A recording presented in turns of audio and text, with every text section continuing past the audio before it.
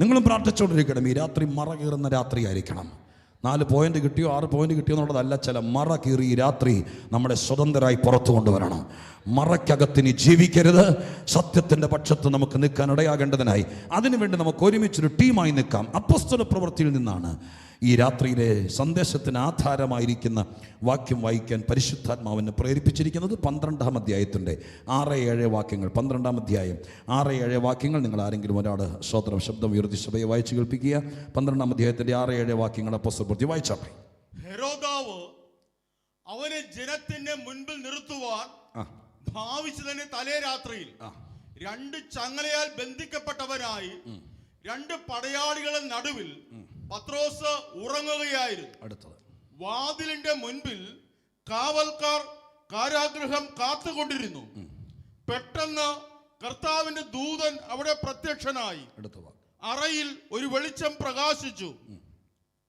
അവൻ പത്രോസിനെ വിലാപ്പുറത്ത് തട്ടി വേഗത്തിൽ എഴുന്നേൽക്കുക എന്ന് പറഞ്ഞ് അവനെ ഉണർത്തി. ഉടനെ അവന്റെ ചങ്ങല കൈമേൽ നിന്ന് വീണുപോയി. മതി മതി മതി. പരിചിതമായിരിക്കുന്ന വേദഭാഗമാണല്ലോ, നമുക്കറിയാവുന്ന വേദഭാഗമാണ്. ഞാൻ ഈ സന്ദേശത്തിനകത്തേക്ക് കിടക്കുകയാണ്. സശ്രദ്ധയോടെ വീക്ഷിക്കാൻ വേണ്ടി അപേക്ഷിക്കും. അപ്പോസ്തല പ്രവൃത്തിയുടെ ഗ്രന്ഥത്തിൽ 3 പ്രാവശ്യമാണ് അപ്പോസ്തലന്മാരെ രക്ഷിപ്പാൻ വേണ്ടി ദൈവം കാരാഗ്രഹം പൊളിച്ചത്. 3 പ്രാവശ്യമാണ് കാരാഗ്രഹം തുറന്നത് അപ്പോസ്തല പ്രവൃത്തിയിൽ. തൻ്റെ ദാസന്മാരായിരിക്കുന്ന സുവിശേഷം വഹിക്കുന്ന കർത്താവിൻ്റെ ദാസന്മാർ, സഭയുടെ പ്രതിനിധികൾ, സഭയുടെ നടത്തിപ്പുകാർ, അവരെ അന്നേക്കാലത്ത് വിവിധ കാരാഗ്രഹങ്ങളിൽ വിവിധ സന്ദർഭങ്ങളിൽ അടച്ചതിനെക്കുറിച്ച് കാണാൻ കഴിയുന്നുണ്ട്. സ്തോത്രം. ഈ സമയത്തെല്ലാം അന്നത്തെ സമയത്ത് വ്യത്യസ്ത രീതിയിൽ ദൈവമായ കർത്താവ് അവരെ പൂട്ടിയിട്ടിരുന്ന കാരാഗ്രഹം പൊളിച്ച് തൻ്റെ ജനത്തെ, തൻ്റെ ദാസന്മാരെ പുറത്തു കൊണ്ടുവന്നു. 3 ഞാൻ ഒന്ന് കമ്പിവാചകം പോലെ പറഞ്ഞു വിടാം. കാരണം 3 എന്ന് പറഞ്ഞപ്പോൾ നിങ്ങൾ ചിലർ ഭയങ്കരമായിട്ട് തന്നെ രൂക്ഷമായിട്ട് നോക്കുന്നു. സ്തോത്രം. 2 നിങ്ങൾക്ക് അറിയാമെന്നറിയാം. 3 ഞാൻ പറയാം. 5:17 ആദ്യത്തത്. 5:17, 5-ാം അധ്യായത്തിൻ്റെ 17-ാമത്തെ വാക്യം, 17-18 വാക്യങ്ങളിൽ ഇങ്ങനെയാണ് എഴുതിയിരിക്കുന്നത്. പിന്നെ മഹാപുരോഹിതനും സ്തോത്രം സാദൂക്യരുടെ മതക്കാരായ അവൻ്റെ പക്ഷക്കാരൊക്കെയും അസൂയ നിറഞ്ഞെഴുന്നേറ്റ് അപ്പോസ്തലന്മാരെ പിടിച്ച് പൊതു തടവിലാക്കി. രാത്രിയിലോ കർത്താവിൻ്റെ ദൂതൻ കാരാഗ്രഹ വാതിൽ തുറന്ന് അവരെ പുറത്തു കൊണ്ടുവന്നു. അപ്പോൾ ആദ്യത്തെ കാരാഗ്രഹം പൊളിക്കുന്നത് 5:17-18 വാക്യങ്ങളിലാണ്. ഇത് യഹൂദ മതത്തിൻ്റെ മതകോടതിയുടെ കാരാഗ്രഹമാണ്. സെനദ്രിം സംഘം എന്ന് വിളിക്കപ്പെടും. സെനദ്രിം സംഘത്തിനന്ന് സ്തോത്രം മതത്തിൻ്റെ പിന്തുണയിലാണ് സ്തോത്രം യെരുശലേമിൽ, അല്ലെങ്കിൽ ഈ റോമൻ സർക്കാരിൻ്റെയാണ്, റോമൻ കൈസറാണ് ഭരിക്കുന്നതെങ്കിലും അന്നത്തെ ഇസ്രായേലിൻ്റെ പലസ്തീൻ്റെ ഭരണം, 3 സ്റ്റേറ്റുകളുടെ ഭരണം മതത്തിൻ്റെ പിന്തുണയിലാണ്. മഹാപുരോഹിതനും യഹൂദ മതത്തിൻ്റെ മേലാളന്മാരും അടങ്ങുന്ന 70 പേരടങ്ങുന്ന ഒരു സംഘം സെനദ്രിം സംഘം എന്ന് വിളിക്കപ്പെടും.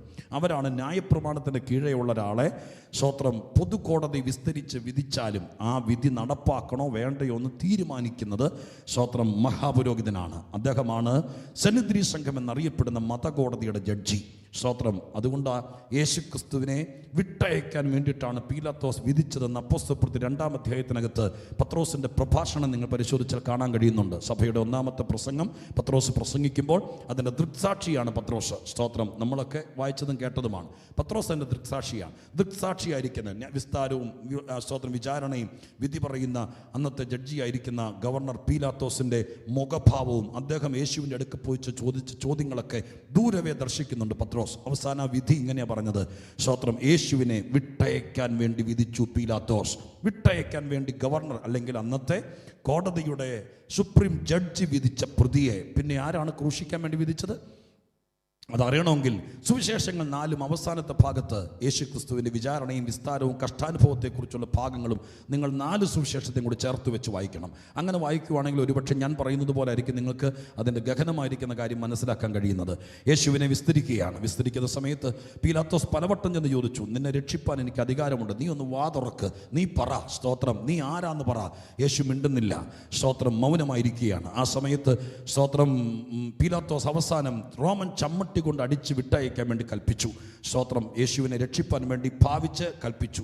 യേശുവിനെ പീലാത്തോസിൻ്റെ പ്രിറ്റോറിയത്തിൻ്റെ അടിയിലത്തെ നിലയിലേക്ക് കൊണ്ടുപോയി. അവിടെ കൊണ്ടുപോയി കുനിച്ചു നിർത്തി വസ്ത്രം ഊരിയെടുത്തതിന് ശേഷം റോമൻ ചമ്മട്ടി കൊണ്ട് സ്തോത്രം കുതിരയുടെയോ ഒട്ടകത്തിൻ്റെയോ തോൽവാറുകൾ കൂട്ടി നമ്മുടെ പെൺകുട്ടികൾ മുടി പിന്നിയിട്ടിരിക്കുന്ന പോലെ പിന്നിപ്പിണച്ചിട്ടിട്ട് അതിൻ്റെ അറ്റത്ത് സ്തോത്രം ഈയക്കട്ടകളും ചൂണ്ടക്കൊളുത്തുകളൊക്കെ പിടിപ്പിച്ച് അത് ഒരു ബേസിനിലെ വിനാഗിരി കലക്കിയ വെള്ളത്തിനകത്തിട്ട് വെച്ചിരിക്കാൻ നല്ല വഴുവഴുപ്പ് കിട്ടാൻ വേണ്ടി, കുറ്റവാളിയായിരിക്കുന്ന പ്രതിയെ ചാട്ടവാറ കൊണ്ടും ചമ്മട്ടി കൊണ്ട് അടിക്കാൻ വേണ്ടി ശിക്ഷ വിധിച്ചാൽ ആ സ്തോത്രം നീറുന്ന ഉപ്പുനീര് പോലെ ഇരിക്കുന്ന വിനാഗിരി വെള്ളത്തിൽ കിടക്കുന്ന ചാട്ടവാറ് കൊണ്ട് ആഞ്ഞടിക്കുമ്പോൾ ഇതിൻ്റെ അറ്റത്ത് കടിപ്പിച്ചിരിക്കുന്ന ചൂണ്ടക്കൊളുത്തുകളും അസ്ഥിക്കഷ്ണങ്ങളും ഈയക്കട്ടകളെല്ലാം പ്രതിയുടെ പുറത്തെ മാംസക്കഷ്ണത്തിൽ പോയി ആഞ്ഞ് പതിക്കുമ്പോൾ അത് ഹുങ്കാരത്തോടുകൂടെ പടയാളി താഴേക്ക് വലിച്ചു കീറുമ്പോൾ സ്തോത്രം ഈ ചാട്ടവാറിൽ നിന്ന് പിഴിഞ്ഞൊഴിക്കുന്ന വെള്ളം പോലെ ഈ വിനാഗിരി വെള്ളം മുറിവിലേക്ക് ഒഴുകുമ്പോൾ പൊളയുന്ന നീറ്റലും പുകച്ചിലും വരും, അസ്ഥികൾ ബന്ധപ്പെടും. അത്ര ക്രൂരമായിരിക്കുന്ന ഒരു ശിക്ഷാ നടപടിയാണ് റോമൻ സർക്കാരിൻ്റെ ആവിധ ശിക്ഷാ നടപടികൾ. യേശുവിനെ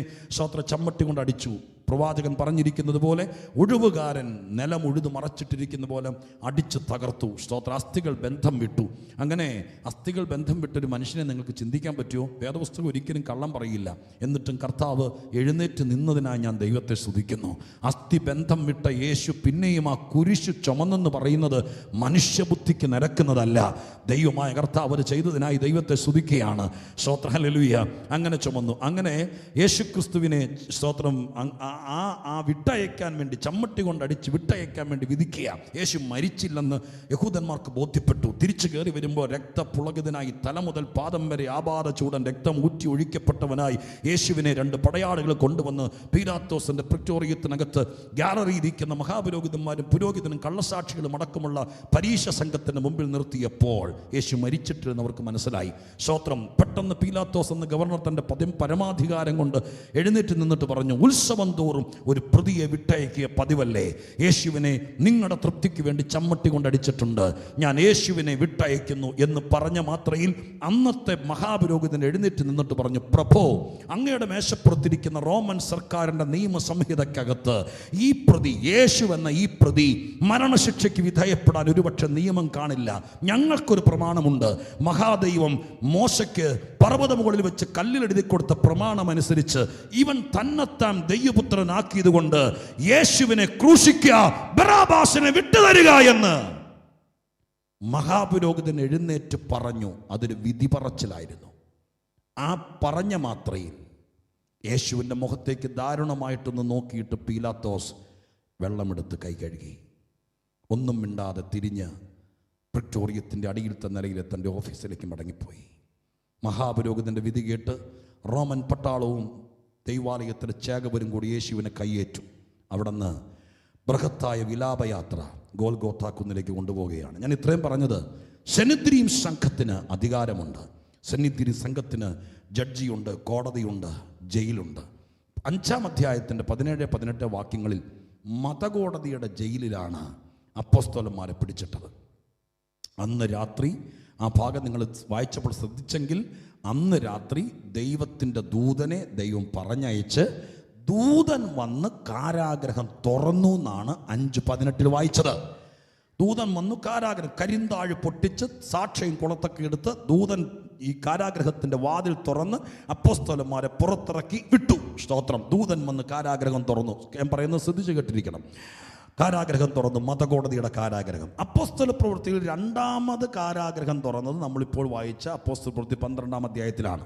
ഈ കാരാഗ്രഹം ഹെരോദ രാജാവിൻ്റെ കാരാഗ്രഹമാണ്. ഒരു സ്റ്റേറ്റ് ഗവൺമെൻറ്റിൻ്റെ കാരാഗ്രഹം എന്ന് ക്രോഡീകരിച്ച് പറയാം. സ്തോത്രം. സ്റ്റേറ്റ് ഗവൺമെൻറ്റിൻ്റെ കാരാഗ്രഹം. സ്തോത്രം. ഹെരോദാവ് ആ സ്റ്റേറ്റിൻ്റെ രാജാവായിട്ട് ഭരിക്കുകയാണ്. പത്രോസാണ് കാരാഗ്രഹത്തിനകത്ത് കിടക്കുന്നത്. സഭ മാറി ശ്രദ്ധയോടെ പ്രാർത്ഥിക്കുന്നുണ്ട്. അങ്ങനെ പ്രാർത്ഥിക്കുന്ന സമയത്ത് 12-ാം അധ്യായത്തിലും ദൈവം ദൂതനെ അയച്ചു. സൂക്ഷിച്ചു വായിച്ചാൽ കാണാൻ കഴിയുന്നത് ഇപ്രകാരമായിരിക്കും. ദൂതനെ അയച്ചെങ്കിലും ദൂതൻ കാരാഗ്രഹത്തിൻ്റെ സാക്ഷയിലും ഓടാമ്പലിലും താഴെയിലും തൊട്ടിട്ടില്ല. സ്തോത്രം. ദൂതനകത്ത് വന്നു. ദൂതനകത്ത് വന്നിട്ട് വിലാപ്പുറത്ത് തട്ടി സ്തോത്രം പത്രോസിനെ എഴുന്നേൽപ്പിച്ചു. പത്രോസിനെ ഉണർത്തിയ മാത്രയിൽ കയ്യിൽ നിന്ന് ചങ്ങല അഴിഞ്ഞു വീണു, കാലിലെ ആമം തകർന്നു. എന്നിട്ട് അവിടെ എഴുതിയിരിക്കുന്ന വാക്ക് ചേർത്ത് വെച്ച് നമ്മുടെ നാടൻ ഭാഷയെ ചിന്തിച്ചാൽ, വസ്ത്രം ധരിച്ച് എൻ്റെ പിന്നാലെ വരാൻ വേണ്ടി പറഞ്ഞു. ദൈവമയച്ച ദൂതൻ്റെ പുറകെ പത്രോസ് നടക്കാൻ തുടങ്ങിയപ്പോൾ അവിടുത്തെ എഴുതിയിരിക്കുന്ന വാക്കുകൾ ചേർത്ത് വായിച്ചാൽ വിമർശന മനസ്സില്ലാത്തൊരു വായനക്കാരന് മനസ്സിലാകും, വാതിൽ ദൂതൻ തുറന്നില്ല, താഴ് ദൂതൻ പൊട്ടിച്ചില്ല. അവർ നടക്കുമ്പോൾ വാതിൽ തന്നെ തുറക്കാൻ തുടങ്ങി. ഹല്ലേലൂയ. ഞാനൊരു ദൂത് പറയാൻ വേണ്ടിയിട്ടാണ് നിങ്ങളോട് ഈ കാര്യം പറഞ്ഞു വരുന്നത്, കേൾക്കണം. ഇവിടെ ദൈവം അയച്ചൊരു ദൂതൻ, ആ ദൂതൻ വന്ന് തട്ടി ഉണർത്തി. ദൂതൻ പറയുന്നത് കേട്ട് ദൂതന്റെ പിന്നാലെ ഇറങ്ങിത്തിരിക്കുമ്പോൾ വാതിലുകൾ തന്നെ തുറക്കുകയാണ്. സ്തോത്രം. ഇത് ഈ കൂട്ടത്തിൽ ആരോടൊക്കെയോ ദൂത് പറയുക. എന്താ നിനക്ക് വാതിൽ തുറക്കാത്തത്? നീ ഒറ്റയ്ക്ക് ശ്രമിച്ചു, നീ ആരും അറിയാതെ പലയിടത്തും പോയി, പലരെ വിളിച്ച് പ്രാർത്ഥിപ്പിച്ചു, നിന്റെ മുമ്പിൽ വാതിൽ തുറക്കുന്നില്ല. ഞാൻ പച്ചയ്ക്ക് ദൂത് പറയാം. സ്വർഗം നിനക്ക് വേണ്ടി അയച്ച ദൈവത്തിന്റെ ദൂതനുണ്ട്. സ്വർഗത്തിൽ നിന്ന് ഇറങ്ങി വന്ന മാലാഖയായിരിക്കില്ല. ഈ ഇരിക്കുന്ന കർത്തൃദാസന്മാരൊക്കെ ദൈവസഭയുടെ ദൂതന്മാരാ. അവരുടെ കയ്യിൽ കൊടുക്കുന്ന ദൂത് കേട്ട് അവരുടെ പിന്നാലെ ദൈവത്തിന്റെ വചനം അനുസരിച്ച് മുന്നോട്ട് പോകും. ഹല്ലേലൂയ. നിന്റെ സഭയിൽ നിന്നെ ഏൽപ്പിച്ചിരിക്കുന്ന ദൂതന്റെ ദൂത് കേട്ട് അതിന്റെ പിന്നാലെ പോകുമ്പോൾ ദൈവത്തിന് ഉത്തരവാദിത്വമുണ്ട്. അടഞ്ഞ വാതിലുകൾ ദൈവം തുറക്കും, ബന്ധനങ്ങൾ അറക്കും. ഇന്ന് രാത്രികാലം എത്ര ദൈവമക്കൾ ഞാൻ ഈ പറയുന്നത് തിരിച്ചറിയുന്നുണ്ട്. ലോക്കൽ സഭ എന്ന് പറയുന്നത് ഒരു വലിയ സംഭവമാണ്. ലോക്കൽ സഭയിലെ ശുശ്രൂഷകൻ എന്ന് പറയുന്നത് ചെറിയ കാര്യമല്ല. ആഗോള വ്യാപകമായ യൂണിവേഴ്സൽ ചർച്ചാണ്. സ്വർഗത്തിലും ഭൂമിയിലുമായി വ്യാപരിച്ചു കിടക്കുന്ന ഒരു കൂട്ടമാണ് ദൈവത്തിന്റെ മണവാട്ടി സഭ. അപ്പോൾ തന്നെ അതിന് ലോക്കൽ ചർച്ച് ഉണ്ട്. ലോക്കൽ ചർച്ചിലെ സ്വത്ര ഇടയൻ അല്ലെങ്കിൽ ദൂതൻ കണക്ക് പറയേണ്ടവനാണ്. ആത്മാക്കൾക്ക് വേണ്ടി അവർ ദൈവത്തിന്റെ സന്നിധിയിൽ നിന്ന് പ്രാപിക്കും ദൂത് കേട്ട് അതിന് ആമീൻ പറഞ്ഞാൽ, അത് വിശ്വസിച്ചാൽ, ഒരുപക്ഷെ നിങ്ങൾ ഈ പലരും സ്വത്രം കേട്ടിരിക്കുന്നത് പോലെ വലിയ പ്രഭാഷകരുടെ ചാതിരി ഒന്നും കാണില്ല. നിങ്ങൾക്ക് വേണ്ടി രാത്രികളിൽ പ്രാർത്ഥിക്കുന്ന ദൈവദാസന്മാരുടെ വാക്ക് കേട്ട് അവരുടെ പിന്നാലെ ഇറങ്ങി തിരിച്ചാൽ ഏത് ശക്തന്റെ വാതിലും ഏത് ദുഷ്ടനടച്ച വാതിലും തുറക്കുമെന്ന് പരിശുദ്ധാത്മ പ്രേരിതനായി ഞാൻ പറയുമ്പോൾ എത്ര പേർ ഇന്ന് രാത്രി വിശ്വസിക്കും? ദൂതൻ വന്ന് വാതിൽ തുറന്നില്ല, രണ്ടാമത് അവന്റെ പിന്നാലെ നടന്നപ്പോൾ ഹല്ലേലൂയ, സ്തോത്രം, ഹല്ലേലൂയ. ഇന്ന് രാത്രി ഞാൻ നിങ്ങളെ ഒരു ദൂത് ഫലമേൽപ്പിച്ചു. എൻ്റെ മനസാക്ഷിക്കകത്ത് ആത്മാവ് ബോധ്യമാക്കി തരുന്നു. ഞാൻ ഈ പറയാൻ പോകുന്ന കാര്യത്തിൻ്റെ യഥാർത്ഥ ഉടമസ്ഥർ ഇവിടെ ഇല്ല. പക്ഷെ നിങ്ങൾക്ക് ആരെങ്കിലും ഈ പറയാൻ പോകുന്ന ദൂതിൻ്റെ ഈ തരത്തിലെ ഉടമസ്ഥരെ നിങ്ങൾക്ക് പരിചയം ഉണ്ടെങ്കിൽ നിങ്ങളൊരു കർത്തവ്യം നിർവഹിക്കണം, നിങ്ങളൊരു ശുശ്രൂഷ ചെയ്യണം. പറയാൻ പോകുന്ന കാര്യം ഇതാണ്. ആരോ കൊണ്ടുപോയി സ്നാനപ്പെടുത്തി, എവിടെയോ പോയി ആരും അറിയാതെ മുങ്ങിത്താണ് വന്നു. ഈ കാര്യങ്ങളൊക്കെ അറിഞ്ഞു. എന്നിട്ട് ഒരു ഇടയനില്ലാത്ത ആട് പോലെ പിടികൊടുക്കാതെ നടക്കുന്ന ആരെങ്കിലും ഉണ്ടെങ്കിൽ ഈ മാർഗത്തെ പുച്ഛിച്ചിട്ട് അവർ പോകാതിരിക്കാൻ അവരോട് ഈ ദൂത് പറയണം. നിങ്ങളൊരു ഇടയന്റെ കൈക്കീഴെ വരണം, നിങ്ങളൊരു സഭയ്ക്കകത്ത് വരണം. നിങ്ങൾക്ക് വേണ്ടി ദൈവം എഴുന്നേൽപ്പിച്ച ദൂതന്റെ വാക്ക് കേൾക്കണം. അത് കേട്ടെങ്കിലേ നിന്റെ വാതിൽ തുറക്കത്തുള്ളൂ എന്ന് പറയാൻ ഇനി മടിക്കരുത്. ഹല്ലേലൂയ. യേശുവിന്റെ നാമത്തിൽ ഇന്ന് രാത്രി നിങ്ങൾക്ക് പരിചയമുള്ള ആരൊക്കെ ഉണ്ട്? ഇല്ലെങ്കിൽ ദൈവം ഈ ദൂത് ഈ വണ്ണം വ്യാഖ്യാനിക്കില്ല. സ്തോത്രം, ഹല്ലേലൂയ. സ്നേഹത്തോടെ വിളിച്ചിട്ട് പറയണം, ദൈവം എന്നോട് പറഞ്ഞൊരു ദൂതാണെന്ന് പറഞ്ഞിട്ട് പറയണം. സ്തോത്രം, ഹല്ലേലൂയ. നീ ഇങ്ങനെ സ്തോത്രം ഓൺലൈനിലെ കൂട്ടായ്മയും കൂടി ടി വിയിലെ ആരാധനയും കൂടി ഇരുന്നാൽ നിന്റെ മുമ്പിൽ വാതിൽ തുറക്കുകയില്ല. സ്തോത്രം, ഹല്ലേലൂയ. നിന്റെ മുമ്പിൽ വാതിൽ തുറക്കുകയില്ല. നിനക്ക് വേണ്ടി ദൈവം ഒരു ദൂതനെ അയക്കും. നീ അത് കേട്ടവൻ വിലാപ്പുറത്ത് വന്ന് തട്ടുമ്പോൾ എഴുന്നേറ്റ് അവൻ്റെ പിന്നാലെ ചെന്നാൽ നിന്റെ മുമ്പിൽ കൈ തൊടാതെ വാതിൽ തുറക്കുമെന്ന് ഒരു ദൂത് പറഞ്ഞാൽ അവരും കൂടി അങ്ങനെ രക്ഷപ്പെട്ടു പൊക്കോളും. ഹല്ലേലൂയ. ഈ കൊല്ലം കൺവെൻഷൻ നടത്തിയതിന്റെ പേരിൽ ചിലർ ഒരു പക്ഷെ ഇവിടെ വന്നില്ലെങ്കിലും ഇന്ന് രാത്രി ദൂത് നിങ്ങൾ കൈമാറാൻ തയ്യാറായാൽ അവരെ ചിലപ്പോ നിങ്ങളുടെ സഭയിലേക്ക് ദൈവം കയറ്റു. ഇത് ഏറ്റെടുത്തിട്ട് അന്വേഷിച്ച് കണ്ടെത്തി ഈ ആലോചന കൈമാറിയാൽ ദൈവം അത് ചെയ്യാതിരിക്കില്ല. ദൈവം അത് ചെയ്യാൻ വിശ്വസ്തനായ ദൈവമാണെന്ന് ഞാൻ ആത്മാവിൽ പറയുമ്പോൾ കരമുയർത്തി എത്ര പേർക്ക് സ്തോത്രം ചെയ്യാൻ പറ്റും? അപ്പൊ രണ്ടാമത്തെ കാരാഗ്രഹം ഹെരോദ രാജാവിൻ്റെ കാരാഗ്രഹം. നമ്മുടെ ഭാഷയെ പറഞ്ഞാൽ സ്റ്റേറ്റ് ഗവൺമെൻറ്റിൻ്റെ കാരാഗ്രഹം. അതിനകത്ത് കർത്തൃദാസൻ കടന്നപ്പോൾ ദൈവം ദൂതനെ അയച്ചു. പക്ഷേ ദൂതൻ താഴെ പൊട്ടിക്കാനും വാതിൽ തുറക്കാനും ഇടപെടേണ്ടി വന്നില്ല. ഇവരൊന്നിച്ച് നടന്നപ്പോൾ കാരാഗ്രഹം തന്നെ തുറന്നു. പട്ടണത്തിൻ്റെ പ്രധാന വാതിൽ തന്നെ തുറന്നു.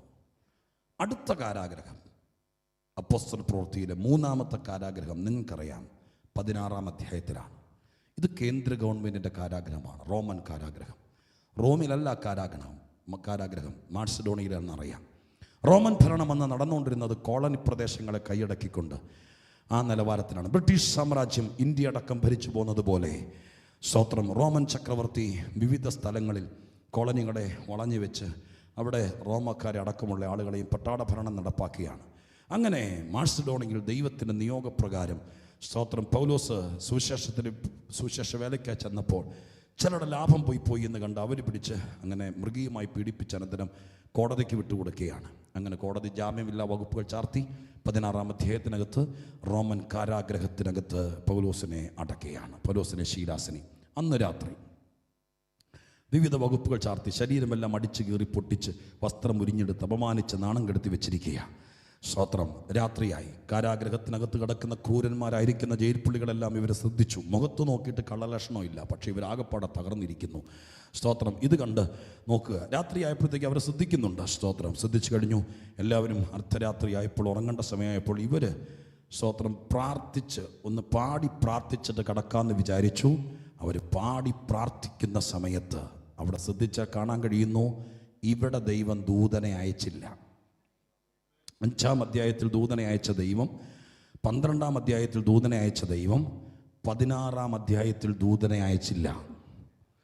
ഈ ഭാഗം ഇങ്ങനെ പഠിച്ചപ്പോൾ എനിക്ക് ദൈവത്തോട് അല്പമായ പ്രയാസം തോന്നി. സ്തോത്രം. എന്തുകൊണ്ടെന്നാൽ പൗലോസിനോട് ചില മാനസികമായിട്ട് അറ്റാച്ച്മെൻ്റ് ഉള്ളതുകൊണ്ടായിരിക്കാം. പത്രോസിന് വേണ്ടിയും പത്രോസിന് യോഹന്നാനും വേണ്ടിയൊക്കെ ദൂതനെ അയച്ചപ്പോൾ അതുപോലത്തെ ഒരു ദൈവദാസനല്ല ഇങ്ങേർക്ക് വേണ്ടി ദൂതനെ അയക്കണ്ടേ? സ്തോത്രം. അതിന് ദൈവം മറുപടി പറഞ്ഞത്, പ്രാർത്ഥനാ മുറിയിൽ മറുപടി പറഞ്ഞതിനോട് പറയാം, കേട്ടോളണേ. സ്തോത്രം. ദൈവത്തിന് ഒരു കോൺഫിഡൻ്റ് ഉണ്ടായി. ഇപ്പോൾ എന്താണെന്നറിയാമോ? 12-ലും 16-ലും ഒക്കെ സഭ പതുക്കെ പൈനിയർ സ്റ്റേജിൽ നിന്ന് യൗവനത്തിലേക്ക് കയറി വരുന്നുള്ളൂ. പ്രാർത്ഥന എന്താ, കൃപാവരം എന്താ, കൃപ എന്താന്നൊക്കെ അറിഞ്ഞു വരുന്നുള്ളൂ. ആ സമയത്തൊരു പ്രതിസന്ധി നേരിട്ടാൽ ഒരുപക്ഷെ സഭയ്ക്ക് പ്രാർത്ഥിക്കുന്നവരായിരിക്കാം, പ്രാർത്ഥിച്ച പ്രശ്നങ്ങളുടെ പരിഹാരം വരുത്താനുള്ള കരുത്ത് ഒരുപക്ഷെ അന്നുണ്ടോ സഭയ്ക്ക്? അങ്ങനെ പൈനെന്നൊക്കെ പറയുമ്പോൾ ബാല്യം കൗമാരം എന്ന് പറഞ്ഞൊന്നും ഇല്ലെന്ന് എനിക്കറിയാം. നിങ്ങൾക്ക് മനസ്സിലാവുന്നൊരു ഭാഷ പറയുക. എന്നാൽ 16-ാം അധ്യായത്തിലേക്ക് എത്തുമ്പോൾ അപ്പോസ്തലനായ പൗലോസിനെ പോലത്തെ ആളുകളൊക്കെ സഭയുടെ സാരഥ്യം വഹിക്കാൻ വന്നപ്പോൾ ദൈവത്തിന് ഉറപ്പുണ്ടായി, ദൂതനെ വിട്ടില്ലെങ്കിലും ഇവർ പ്രാർത്ഥിച്ച് കാരാഗ്രഹം പൊട്ടിച്ചോളും. എത്ര പേർ ഞാൻ പറയുന്ന കാര്യത്തിന് ഗൗരവം മനസ്സിലാകുന്നുണ്ട്? നമുക്കൊരു ആത്മീക വളർച്ച എന്ന് പറയുന്നൊരു സംഭവമുണ്ട്. സ്തോത്രം. ഹല്ലേലൂയ. ചില ആളുകൾ എല്ലാ ആഴ്ചയിലും പാസ്റ്റർ സഭയിൽ വന്നില്ലെങ്കിൽ വീട്ടിൽ വന്നില്ലെങ്കിൽ അങ്ങേയല്ല. സ്തോത്രം. ഹല്ലേലൂയ. ഇന്ന് രാത്രി ദൈവത്തിന് ഉറപ്പ് കൊടുക്കണം.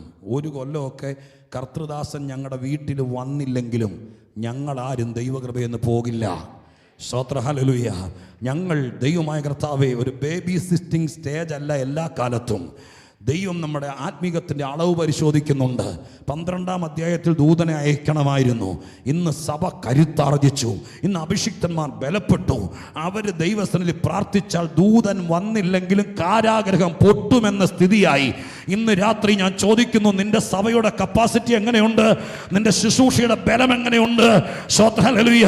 കൊല്ലം 30 ഇപ്പോഴും ഒരു വിഷയമുണ്ടായാൽ സ്തോത്രം. ഹല്ലേലൂയ, പുറത്തുനിന്ന് ഒരാൾ വന്നെങ്കിൽ മാത്രമേ അവിടെ എന്തെങ്കിലും നടക്കുകയുള്ളൂ. അതെയോ സഭ കരുത്താർജിച്ചോ? ദൈവത്തിന്റെ സഭ, നീ ആരാധിച്ചും പ്രാർത്ഥിച്ചും ഇരിക്കുന്ന ദൈവത്തിന്റെ സഭ, അതിനകത്തിന് ആരും വന്നില്ലെങ്കിലും സഭയെ ആരെങ്കിലും സ്തോത്ര വാക്കുപയോഗിക്കാൻ അറിയില്ല. ഞാൻ ഇവിടെ ഈ പ്രഭാഷണത്തിന് ചാതുര്യത്തിന് ചേർത്ത് വെച്ച് പറയുക, നിന്റെ സഭയെ, നിന്റെ കൂട്ടായ്മയെ, നിന്റെ ശുശ്രൂഷയെ, നിന്റെ കുടുംബത്തിലുള്ളവരെ ആരെങ്കിലും ഇതുപോലെ പൂട്ടിയെന്ന് കേട്ടാൽ നെഞ്ചുതിരിമി നടക്കുകയല്ല, പാവിരിച്ച് പ്രാർത്ഥിച്ചാൽ ആരും വന്നില്ലെങ്കിലും ഞങ്ങളുടെ ആരാധനയിൽ തടങ്ങൾ പാറകൾ പൊളിയുമെന്ന്, കൽഭിത്തികൾ ഇടിയുമെന്ന്, അടഞ്ഞ വാതിലുകൾ തകരുമെന്ന് എത്ര ദൈവമക്കൾക്ക് ഉറപ്പ് കൊടുക്കാൻ പറ്റും? അങ്ങനെ ഉറപ്പുള്ള ദൈവമക്കൾ കരമടിച്ചോ, കരമുയർത്തിയോ, ആത്മാവിൽ ദൈവത്തെ ഒന്ന് സ്തുതിച്ചേ.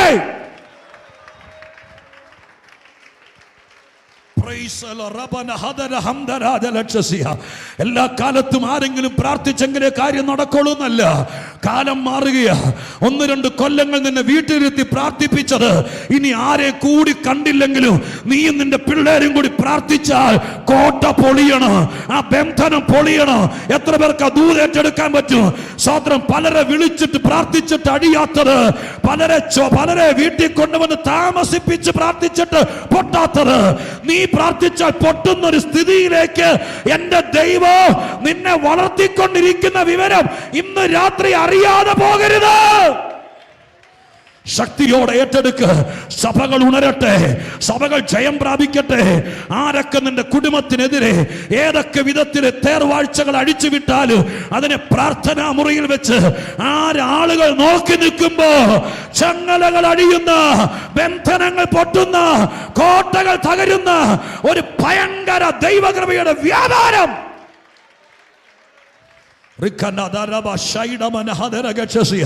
ഞാനിത് പ്രസംഗിക്കുന്നത് ഈ കൊച്ചിയിലെ സഭകൾക്ക് വേണ്ടിയിട്ടല്ലേ. അതുകൊണ്ട് ഇന്ന് രാത്രി നിങ്ങളുടെ സഭകൾക്ക് കൈമാറുകയാ. സഭ കരുത്താർജിക്കട്ടെ, സഭകൾ കരുത്താർജിക്കട്ടെ. സ്തോത്രം ചെയ്ത് സ്തുതിച്ചുകൊണ്ട് പറ, ഞങ്ങളുടെ പ്രാർത്ഥനയിൽ ചിലത് സംഭവിക്കണം. ശുശ്രൂഷകന്മാർ ഒന്നിച്ച് ദൈവാത്മാവിൽ പറ, ഞങ്ങളുടെ സഭകൾക്കകത്ത് ഞങ്ങൾ ശുശ്രൂഷിക്കുമ്പോൾ ജനത്തിന്റെ ആമം തകരണം.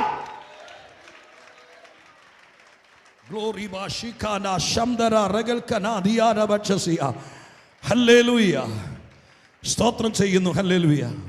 നിങ്ങളോട് പറയാൻ വേണ്ടി പരിശുദ്ധാത്മാവ് ഈ ഭാഗത്ത് നിന്ന് പ്രധാനമായും പറഞ്ഞിരിക്കുന്ന ഒന്ന് രണ്ട് ദൂതുകൾ പറയാതെ എനിക്ക് അവസാനിപ്പിക്കാൻ പറ്റാത്തതിൻ്റെ പേര് ഞാൻ വിശദീകരണവും ആരാധനയൊക്കെ പിടിച്ചു നിർത്തിക്കൊണ്ട് പറയാൻ വേണ്ടി പരിശുദ്ധാത്മാവ് പ്രത്യേകം പ്രേരിപ്പിച്ചിരിക്കുന്ന വാക്കുകളിലേക്ക് നിങ്ങളുടെ ശ്രദ്ധയെ കൂട്ടിക്കൊണ്ടുപോകാം. നമ്മൾ വായിച്ച വാക്ക് 6-7 വാക്യങ്ങളിൽ ഇങ്ങനെയാണ് നമ്മൾ കണ്ടത്. സ്തോത്രം. ഹല്ലേലൂയ. ഹെരോദാവ് പത്രോസിനെ ജനത്തിന്റെ മുമ്പാകെ നിർത്താൻ ഭാവിച്ചതിന്റെ തലേ രാത്രി ഓക്കെ മതി. സ്തോത്രം. നോക്കി, ഹെരോദാവ് പദങ്ങൾ സൂക്ഷിച്ച് വായിക്കുമ്പോഴാണ് നമുക്ക് അതിൻ്റെ ദൂത് കടഞ്ഞ് പുറത്തേക്ക് കൊണ്ടുവരാൻ പറ്റുള്ളൂ. വാക്യം ഇങ്ങനെയാണ്: കാരാഗൃഹത്തിൽ ആമത്തിലിട്ടിരിക്കുകയാണ്, കൈകാലുകൾ ബന്ധിക്കപ്പെട്ടവനായി. 2 പട്ടാളക്കാർ ഇടത്തും വലത്തും. കാരാഗ്രഹത്തിനകത്ത് പത്രോസിൻ്റെ കൂടെയുണ്ട്. 2 പടയാളികളുടെ നടുവിലാണ് അവൻ ഉറങ്ങുന്നത്, അല്ലേ? അങ്ങനെ എഴുതിയിട്ടുണ്ട്. സ്തോത്രം. 2 പടയാളികളുടെ നടുവിൽ പത്രോസ് 2 ചങ്ങല ബന്ധിക്കപ്പെട്ടവർ 2 പടയാളികളുടെ നടുവിൽ ഉറങ്ങുകയായിരുന്നു. അപ്പോൾ കാരാഗ്രഹത്തിനകത്ത് ഇടത്തും വലത്തും 2 പടയാളികൾ. ചരിത്ര പുസ്തകങ്ങൾ അല്ലെങ്കിൽ വ്യാഖ്യാന പുസ്തകങ്ങൾ പറയുന്നു, ഒരു പടയാളിയുടെ കയ്യിലേക്ക് പത്രോസിൻ്റെ വലം കൈയും ഇപ്പുറത്തെ പടയാളിയുടെ കയ്യിലേക്ക് പത്രോസിൻ്റെ ഇടം കൈയും ചേർത്ത് വിലങ്ങ് വെച്ചിരിക്കുക. സ്തോത്രം.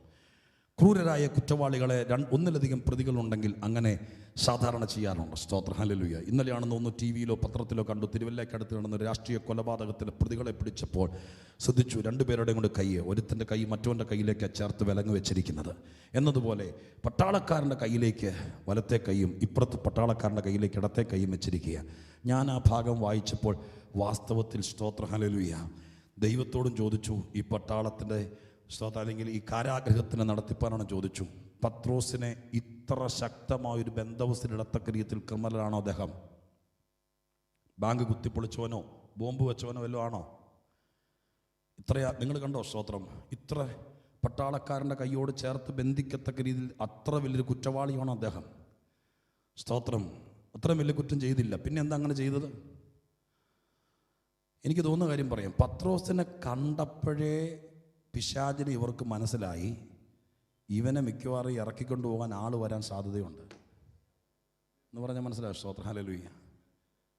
നമ്മളെ കണ്ടാൽ തന്നെ സാത്താൻ നമ്മളെ, സ്തോത്രം ഹല്ലേലൂയ, ഈ ആനയുടെ കയ്യിലേക്ക് പാപ്പാൻ കൊണ്ടുവന്നൊരു വടി ചാടും. ഈ വിരലിൻ്റെ വണ്ണോടെ വടി ചാരിയിട്ട് പുള്ളി പോയി കഴിഞ്ഞാൽ ആന ആ ഒരൊറ്റ വടിക്കകത്ത് ബന്ധിക്കപ്പെട്ടു. സ്തോത്രം. പിന്നെ ആന ചലിക്കുകയില്ല. എന്നാ വലിയ ആനയെന്നറിയാമോ? സ്തോത്രം. ആനയുടെ സൈക്കോളജി അറിയാവുന്ന പാപ്പാൻ ഒരു കമ്പ് കൊണ്ട് ചാരി വെച്ചാൽ ആന ഒരു ദിവസം മുഴുവൻ അവിടെ നിന്ന് അനങ്ങുകയില്ല, അവിടെ നിൽക്കും. അങ്ങനെയാണ് നമ്മൾ പല ബന്ധിക്കോസുകാരും. സ്തോത്രം. ആരെങ്കിലും വന്നിട്ട് ബന്ധനമുണ്ടെന്ന് പറഞ്ഞാൽ മതി, നമ്മുടെ കാറ്റുപോയി. സ്തോത്രം. മനസ്സിലായോ? ഇന്ന് ആരെങ്കിലും അങ്ങനെ വടിചാരി വന്നിട്ടുണ്ടെങ്കിൽ ഇന്ന് യേശുവിൻ്റെ നാമത്തിൽ പൊട്ടണം. അത് ആ മറയെല്ലാം കീറണം. നിന്റെ കഴിവറിയണം, നിന്റെ കരുത്തറിയണം. പത്രോസിനെ കണ്ടപാടെ മനസ്സിലായി, ഇവൻ ആള് കുറ്റക്കാരൻ, അല്ലെങ്കിൽ ഇവനെ കൊണ്ടുപോകാൻ ചിലപ്പോൾ ഒക്കെ നമ്മുടെ ഇവിടെയൊന്നും പ്രശ്നം കാണില്ല, വടക്കൊക്കെ ഉണ്ടെന്ന് പറയുന്നത് കേൾക്കുന്നു. സ്തോത്രം. അവിടെ ഏതെങ്കിലും പ്രത്യേക പാർട്ടികളുടെ ആളുകൾക്ക് അറസ്റ്റ് ചെയ്ത് ലോക്കപ്പിനകത്ത് ഇട്ട് കഴിഞ്ഞാൽ ഒരു കൂട്ടം ആളുകൾ വന്ന് ലോക്കപ്പിൽ നിന്ന് അവരെ കൊണ്ടുപോകുന്ന കേട്ടിരിക്കുന്നത് ഇപ്പോഴും ഉണ്ടെന്ന് തോന്നുന്നു. എന്നതുപോലെ പത്രോസിൻ്റെ മുഖത്തേക്ക് നോക്കിയപ്പോൾ മനസ്സിലായി, സൂക്ഷിച്ച് പൂട്ടിയിട്ടില്ലെങ്കിൽ ഇവനെ കൊണ്ടുപോകാൻ ആൾ വരും. ഹല്ലേലൂയ. ഇന്ന് രാത്രി നമ്മളെ കണ്ടാൽ സാത്താന് മനസ്സിലാകണം, ഇവൻ നിസാരനല്ല, പ്രാർത്ഥന കേട്ടാൽ, ആരാധന കണ്ടാൽ, വചന ശുശ്രൂഷ കേട്ടാൽ, സ്തോത്രം, ഹല്ലേലൂയ, നിന്റെ ദൈവത്തെ സ്തുതിക്കുന്ന എരിവ് കണ്ടാൽ, നിന്റെ അകത്ത് വ്യാപരിക്കുന്ന ശക്തി കണ്ടാൽ, അന്ധകാര ശക്തിക്ക് മനസ്സിലാകണം നിന്നെ ഒറ്റ ചങ്ങല കൊണ്ട് പൂട്ടിയാലൊന്നും നിൽക്കുകയില്ല എന്ന് മനസ്സിലായി. അതുകൊണ്ട് 2 പട്ടാളക്കാരുടെ കയ്യിലേക്ക് ചേർത്ത് ബന്ധിച്ചത്. ഹല്ലേലൂയ. ഇന്ന് രാത്രി വടിചാരിയാൽ ബന്ധിക്കപ്പെട്ടു എന്ന് വിചാരിക്കുന്ന സ്ഥിതിയിൽ നിന്ന് നിന്നെ 4 ചങ്ങലയിട്ട് പൂട്ടിയാൽ നിന്നെ പൂട്ടാൻ കഴിയത്തില്ല എന്ന് തെളിയിക്കുന്ന ഒരു അഭിഷേകത്തിന്റെ ലെവലിലേക്ക്, ഒരു ആത്മീകത്തിന്റെ ലെവലിലേക്ക് ഇന്ന് രാത്രി ദൈവസഭയെ നയിക്കാൻ ദൈവത്തിന് ഇഷ്ടമുണ്ടെന്ന് സ്വർഗത്തിലെ ആത്മാവ് നിങ്ങളോട് പറയാൻ എന്നെ പ്രേരിപ്പിക്കുക. ഹല്ലേലൂയ, സ്തോത്രം, ഹല്ലേലൂയ. ഹെരോദാവ് രാത്രി ഒരു ഭാവന കാണുകയാണ്. ഭാവന എന്ന് എഴുതിയിരിക്കുന്നത്, ഭാവന, ഇമാജിനേഷൻ. എന്താ ഭാവന? 6-ാം വാക്യത്തിൽ വായിച്ചത് എന്താ ഭാവന? പത്രോസിനെ ജനത്തിന്റെ മുമ്പാകെ നിർത്താൻ ഭാവിച്ചതിൻ്റെ തലേ രാത്രി ഭാവിച്ചു. ഭാവന എന്ന് പറഞ്ഞാൽ ഇപ്പോൾ അദ്ദേഹം ഒരു രാജാവാണ്. രാജാവിനൊരു സർക്കാർ കാണും. പകല് പാർലമെന്റ് മീറ്റിംഗ് പോലെ, അല്ലെങ്കിൽ നിയമസഭാ സമ്മേളനം പോലെ MP-മാരെ MLA-മാരെ കൂടിയിരുന്നിട്ട് ഓരോ കാര്യങ്ങൾ ആലോചിക്കും. അങ്ങനെ ആലോചനയിൽ വെക്കുകയാണെങ്കിൽ അത് ഭാവനയല്ല, അതെല്ലാവരും കൂടി ചർച്ച ചെയ്യപ്പെട്ടു. നമ്മുടെ സഭയുടെ ഒരു കാര്യം തീരുമാനിക്കാൻ വേണ്ടി ഞായറാഴ്ച ഉച്ചയ്ക്ക് ശേഷം കമ്മിറ്റി വിളിക്കുക, അല്ലെങ്കിൽ ജനറൽ ബോഡി വിളിച്ചാൽ ജനറൽ ബോഡിയിൽ പ്രസിഡന്റ് പറയുന്ന കാര്യം ഭാവനയല്ല, അത് സ്തോത്രം ഡിക്ലെയർ ചെയ്യപ്പെട്ടു. എന്നാൽ ഭാവന എന്ന് പറഞ്ഞാൽ എന്താ? ഭാര്യ പോലും അറിയുന്നില്ല. മനസ്സിനകത്ത് കരിക്കൂട്ടുകയാണ്, ഇവനെ നാളെ ജനത്തിൻ്റെ മുമ്പിൽ നിർത്തണം. സ്തോത്രം, ഹല്ലേലൂയ. ജനത്തിൻ്റെ മുമ്പാകെ നിർത്താൻ ഭാവിച്ചു. ഇതാരും പുറത്തറിയുന്നില്ല. രാത്രി, സ്തോത്രം, തലേ രാത്രി എന്നെഴുതിയിരിക്കുന്നത്. പത്രോസിനെ ജനത്തിൻ്റെ മുമ്പാകെ നിർത്താൻ ഭാവിച്ചതിൻ്റെ തലേ രാത്രി, അങ്ങനെയല്ലേ എഴുതിയിരിക്കുന്ന 6-ാം വാക്യത്തിൽ. സ്തോത്രം, തലേ രാത്രി, രാത്രിയാണ്. പള്ളിമെത്തയിൽ അദ്ദേഹം ഉറങ്ങാൻ പോയപ്പോഴായിരിക്കാം. ഒരുപക്ഷെ അന്നത്തെ സാഹചര്യത്തിൽ എല്ലാം കഴിഞ്ഞ്, സ്തോത്രം, എല്ലാവരും ഒഫീഷ്യലായിരിക്കുന്ന എല്ലാവരും അദ്ദേഹത്തെ വിസിറ്റ് ചെയ്യേണ്ടവരെ വിസിറ്റ് ചെയ്ത് കാണേണ്ടവരെ കാണുന്നതിന് ശേഷം അദ്ദേഹം ഉറക്കം വരാതെ കാലും ആട്ടിക്കൊണ്ട് തൻ്റെ പള്ളിമെത്തയിൽ കിടക്കുമ്പോൾ ഭാവന കാണുകയാണ്. എന്താ ഭാവന കാണണേ? നാളെ അപ്പോസ്തോലനെ, യേശു ക്രിസ്തുവിൻ്റെ അപ്പോസ്തോലന്മാരിൽ ഒന്നാമനായിരിക്കുന്നവനെ നാളെ ജനത്തിൻ്റെ മുമ്പിൽ നിർത്തണം. സ്തോത്രം, ഹല്ലേലൂയ. എങ്ങനെയാ ജനത്തിൻ്റെ മുമ്പിൽ നിർത്തുന്നേ? ഉപദേശിയല്ലേ എന്ന് ചോദിച്ചുകൊണ്ട് നല്ലൊരു കറുത്ത പാൻറ്റും മേടിച്ചു കൊടുത്ത്, ആരോടൊരു ഷർട്ടും മേടിച്ചു കൊടുത്ത് സ്പ്രേ അടിച്ചാണ് നിർത്താൻ പോകുന്നത്. സ്തോത്രം, അങ്ങനെയായിരിക്കും നിർത്താൻ പോകുന്നത്? ഒരിക്കലും അല്ല. നിങ്ങൾക്ക് സ്തോത്രം ചിന്തിക്കാൻ കഴിവുണ്ടെങ്കിൽ നാളെ നിർത്താൻ പോകുന്നത് ഉള്ള വസ്ത്രം അഴിച്ചെടുത്ത് ജയിൽ വസ്ത്രം ധരിച്ച് മറ്റുള്ളവരുടെ നടുവിൽ അപഹാസ്യനും പരിഹാസ്യനുമായി കുറ്റവാളിയെപ്പോലെ നിർത്താനാണ് ഭാവിക്കുന്നത്. സ്തോത്രം, ഹല്ലേലൂയ. ദൈവം വിളിച്ച് വേർതിരിച്ച് ദൈവത്തിൻ്റെ കൃപയിൽ നിർത്തി ശുശ്രൂഷ ബാക്കി കിടക്കുന്ന ഈ മനുഷ്യനെ ആയുസ്സിൻ്റെ മധ്യത്തിൽ നാട്ടുകാരുടെ നടുവിൽ പാവ കളിക്കുന്നവനെ പോലെ, പണ്ട് ശിംശോനെ കൊണ്ട് നിർത്തിയതുപോലെ, കൃപ പ്രാപിച്ച പരിശുദ്ധാത്മാവിൽ നിറവ് പ്രാപിച്ച സഭയുടെ 1-ാമത്തെ പ്രസംഗം പ്രസംഗിച്ച ഭാവിയുള്ള എൻ്റെ കുഞ്ഞാടുകളെ നോക്കണമെന്നും പറഞ്ഞ് യേശു തിരിച്ചു പിടിച്ച് കൊണ്ടുവന്ന് നിർത്തിയിരിക്കുന്ന ഈ ദൈവദാസനെ ആളുകളുടെ മുമ്പിൽ, സ്തോത്രം, ഒരപകാശനും പരിഹാസ്യനും കുറ്റവാളിയുമായി നിർത്താൻ അറിയാത്ത മണ്ഡലങ്ങളിൽ ഭാവന കാണുമ്പോൾ, സ്തോത്രം, ചങ്കിലെ ചോര തന്ന ദൈവം ഉറങ്ങുകയല്ല. സ്തോത്രം, പള്ളിമെത്തക്കടിയിൽ, പള്ളിമേടക്കകത്ത് പള്ളിമെത്തയിൽ അധികാരമുള്ളവൻ ഭാവന കണ്ടത് സ്വർഗത്തിൽ ഇരുന്നുകൊണ്ട് ദൈവം പിടിച്ചെടുത്തു. ഇന്ന് രാത്രി ദൂതിന്റെ പ്രസക്തമായ ഭാഗത്തേക്ക് വരികയാ. സ്വർഗത്തിലെ ദൈവം ഇന്ന് രാത്രി വന്നവരോട് പറയുന്നു, നിനക്കെതിരെ ചില സ്ഥലങ്ങളിൽ നടക്കുന്ന ഭാവനകളെ പോലും എന്റെ ദൈവം ഈ രാത്രി അറസ്റ്റ് ചെയ്ത് മാറ്റുകയാ. എത്ര ദൈവമക്കൾക്ക് വിശ്വാസമുണ്ട്? നിന്നെ ഇല്ലാതാക്കാൻ, നിന്നെ ഒതുക്കിക്കളയാൻ, നിന്നെ നിന്ദിക്കാൻ, നിന്റെ സമ്പത്തിൽ ഒരു നല്ല പങ്ക് ആശുപത്രി ചെലവാക്കാൻ, കേസ് പറഞ്ഞ് വക്കീലിന് കൊടുക്കാൻ ചിലടത്ത് കരുക്കൾ നീക്കുമ്പോൾ ഈ രാത്രി അധികാരമുള്ള ദൈവമക്കൾ, ആത്മാവിൽ ബലമുള്ള ദൈവമക്കൾ, കരുത്താർജിച്ചവർ യേശുവിന്റെ നാമത്തിൽ കൊടഞ്ഞു കളഞ്ഞിട്ട് പറ, സാത്താന്റെ തന്ത്രങ്ങളും ദുഷ്ടന്റെ ഒരുവിധ ജടില ചിന്താഗതികളും ഭാവനകളും എന്റെ കുഞ്ഞിൽ നടമാടില്ല.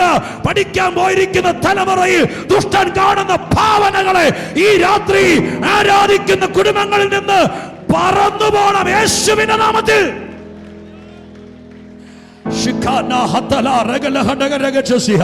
അമ്മയെ വിട്ട് അപ്പനെ വിട്ട് ഹല്ലേലൂയ പവിത്രമായ ജീവിതത്തോടെ ദൈവത്തിന്റെ കൃപയിൽ വിദേശ രാജ്യങ്ങളിൽ ജോലിക്ക് പോയിരിക്കുന്നവരെ, സ്വന്തം നാട് വിട്ട് പഠിക്കാൻ പോയിരിക്കുന്നവരെ യേശുവിന്റെ നാമത്തിൽ കരങ്ങളിൽ ഏൽപ്പിച്ച് രക്തം കൊണ്ട് മുദ്ര വെച്ച് പ്രാർത്ഥിച്ചു.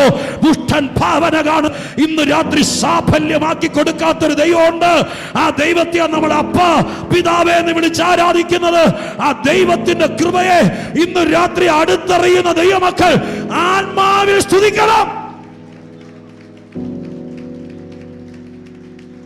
ഓ ജീസസ്, ഈ രാത്രിയിലെ കണ്ണായ കാര്യം ഞാൻ പറയുന്നു. ഈ യോഗം വിളിച്ചുകൂട്ടി രണ്ടാം രാത്രി സ്വർഗം എന്നെ ഇവിടെ വിട്ട ശത്രുവിന്റെ ചില ഭാവന പൊളിക്കണം. സഭയ്ക്കെതിരെ, ആരാധനക്കെതിരെ അജണ്ടകൾ തയ്യാറാക്കി സഭായോഗങ്ങളെ ബന്ധിക്കാൻ ദുഷ്ടനായ പിശാച് കാണിക്കുന്ന സകല ഭാവനകളും ഈ രാത്രി യേശുവിന്റെ നാമത്തിൽ ഭാരത സഭയുടെ മീതെ, കേരളത്തിലെ സഭകൾക്ക് മീതെ, കൊച്ചിയിലെ സഭകൾക്ക് മീതെ ദുഷ്ടന്റെ ഭാവനകൾ ഉണ്ടെങ്കിൽ യേശുവിന്റെ നാമത്തിൽ ഹല്ലേലൂയ, യേശു ക്രിസ്തുവിന്റെ അധികാരമുള്ള നാമത്തിൽ സ്തോത്രം ചെയ്യുന്നു. ഹല്ലേലൂയ. ആരും അറിയാതെ ഹൃദയത്തിൻ്റെ ഒരു കോണിൽ ഈ അധികാരി ഭാവന കാണുകയാണ്. പാവപ്പെട്ട ഒരു ദൈവദാസന്റെ ജീവിതത്തെ ഞാണന്മേൽ തൂക്കിക്കൊണ്ട് നാളെ നിന്റെ കഥ കഴിയുമെന്നും നാളെ നിന്റെ ശുശ്രൂഷ തീരുമെന്നും നീ ഇനി ആളുകളുടെ മുമ്പിൽ തല ഉയർത്തി നിൽക്കത്തില്ലെന്നും അങ്ങനെ വരുത്തി തീർക്കാൻ വേണ്ടി സ്തോത്രം ഉറങ്ങാതെ രാത്രി ഭാവന കാണുന്ന ഗൂഢാലോചനകൾക്കെതിരെ ഇന്ന് രാത്രി ദൈവം എഴുന്നേറ്റിട്ടുണ്ട്.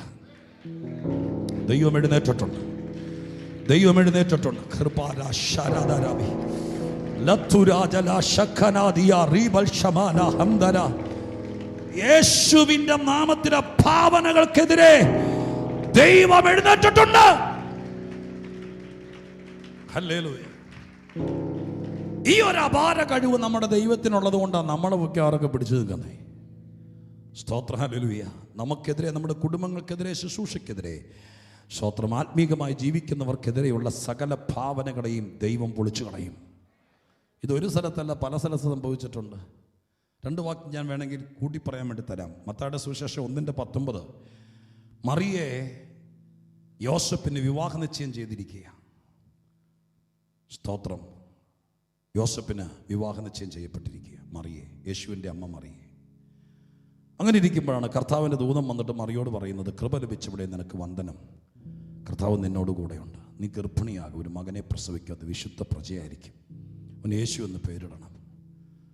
അങ്ങനെ ചോദ്യങ്ങളും സംഭാഷണങ്ങളെല്ലാം കഴിഞ്ഞു. മറിയ അവളെ തന്നെ സമർപ്പിച്ചു കഴിഞ്ഞപ്പോൾ ഉള്ളിൽ യേശു ഉരുവായി. സ്തോത്രം. 3 മാസം സക്കറിയാവിൻ്റെ എലിസബത്തിൻ്റെ കൂടെ പോയി പാർത്തു. 3 മാസം കൊണ്ട് ഏറെക്കുറെ ഒരു സ്ത്രീ ഗർഭിണിയായാൽ പുറത്തറിയാൻ തുടങ്ങും.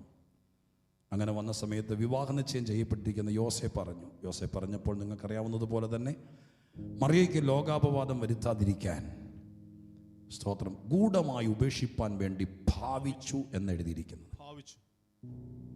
ഇങ്ങനെ ആരോടും വിളിച്ചു പറഞ്ഞില്ല, സഭാ കമ്മിറ്റി പറഞ്ഞില്ല, വീട്ടിൽ പറഞ്ഞില്ല, വാട്സാപ്പിലൂടെ ഇല്ലാത്തതൊന്നും സ്തോത്രം പ്രചരിപ്പിച്ചുമില്ല.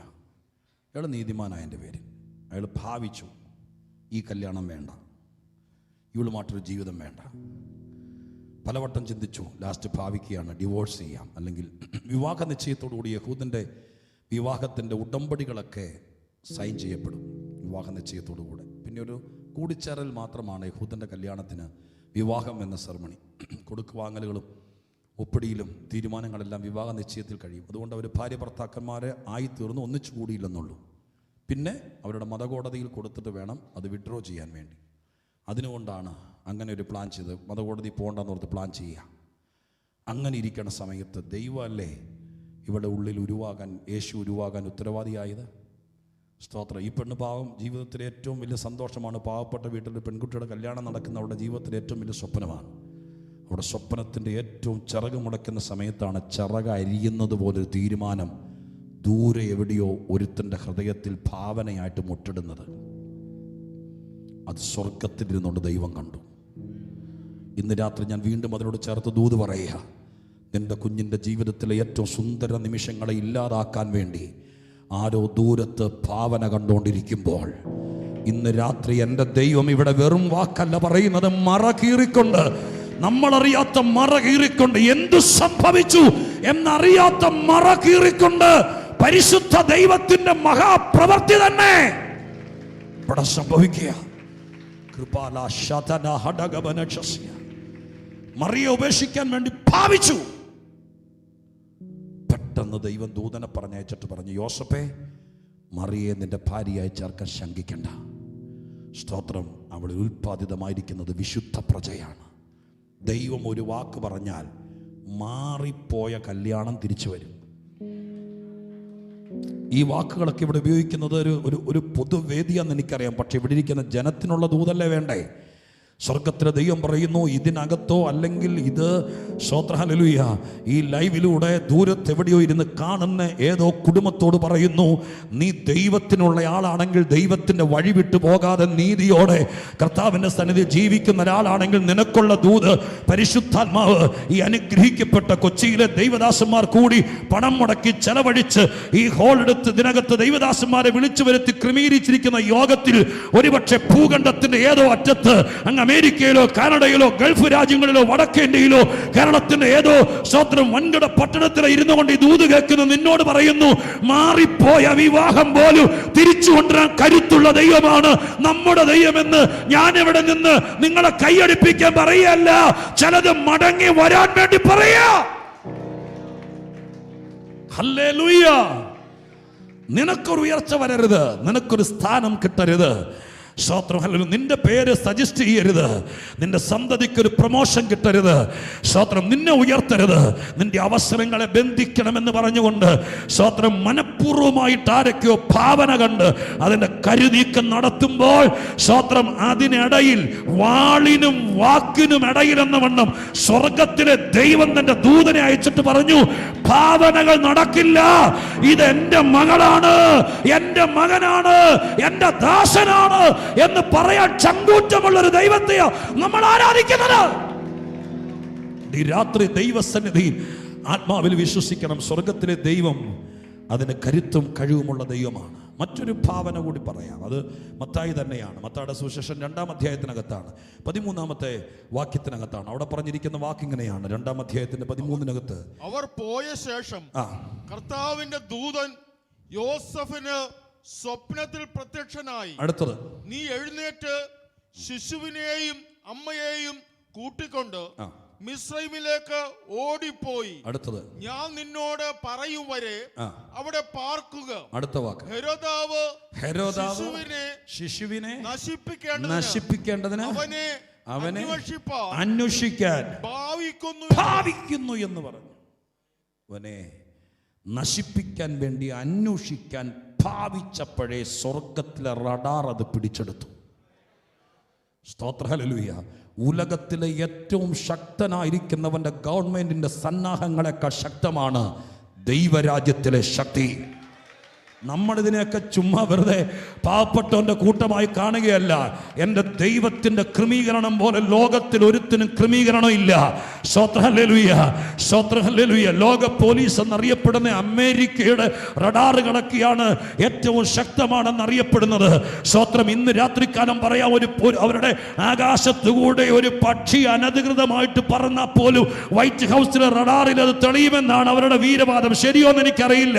എന്നാൽ ഇന്ന് രാത്രികാലം അങ്ങനെ ഒന്നുണ്ടെങ്കിൽ അതിനെ വെല്ലുവിളിച്ചോണ്ടല്ല, അതിനെ തിരുത്തിക്കൊണ്ട് ഞാനൊരു ദൂത് പറയാം. സ്വർഗത്തിലെ ദൈവത്തിന്റെ റഡാറിൽ ഭൂമിയിൽ ഓലമേഞ്ഞൊരു ഷെഡിനകത്ത്, വാടക കെട്ടിടത്തിനകത്ത്, ഈ പട്ടണത്തിലെ ഏതോ 4 നില കെട്ടിടത്തിന്റെ മോളിൽ ടിൻഷീറ്റ് മേഞ്ഞ് ചൂട്ട് പൊള്ളുന്ന അന്തരീക്ഷത്തിൽ ദൈവത്തെ ആരാധിക്കുന്ന ചങ്കില ചോര കൊണ്ട് വീണ്ടെടുത്ത ദൈവസഭയ്ക്ക് വിരോധമായി എവിടെയെങ്കിലും ആരെങ്കിലും ഗൂഢാലോചന നടത്തിയാൽ ഇവിടെ ആരും അറിയാതെ, ഒരു ഇൻവെസ്റ്റിഗേഷൻ ഡിപ്പാർട്ട്മെന്റുകളും അറിയാതെ മുതല് മുടക്കിയ ദൈവം സ്വർഗത്തിൽ ഇരുന്ന് അറിയും. അതാ ദൈവം, അതാ ദൈവം. ഇന്ന് രാത്രി ഞാൻ വിളിച്ചു പറയുന്ന അതാ ദൈവം. ഈ ദൈവത്തെ ആരാധിക്കാൻ മനസ്സുള്ളവരുണ്ടെങ്കിൽ ഇന്ന് രാത്രി ദൈവമേ എന്ന് വിളിക്ക്. അതാ ദൈവം, അതാ ദൈവം. നിന്റെ തലമുടി പോലും എണ്ണിയവനാ ദൈവം. നിനക്കെതിരെയുള്ള ഭാവനകൾ അറിയുന്നവനാ ദൈവം. നീ പോയി തട്ടി ഉണർത്തേണ്ടവനല്ല ദൈവം. സ്തോത്രം. നിന്റെ ദൈവം നിനക്കെതിരെ നീങ്ങുന്ന കരങ്ങളെ അറിയുന്നവനാ. അവൻ മയങ്ങുന്നവനല്ല, അവൻ ഉറങ്ങുന്നവനല്ല. അതാ ദൈവം.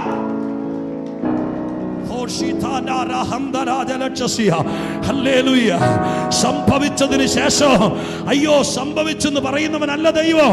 സംഭവിക്കുന്നതിനേക്കാൾ മുമ്പ് നടപടിയെടുക്കുന്നൊരു ദൈവം ചരിത്രത്തിലുണ്ട്. ആ ദൈവത്തെയോ ഞങ്ങൾ അപ്പാന്ന് വിളിക്കുന്നത്, ആ ദൈവത്തെയോ ഞങ്ങൾ ആത്മാവിൽ ആരാധിക്കുന്നത്.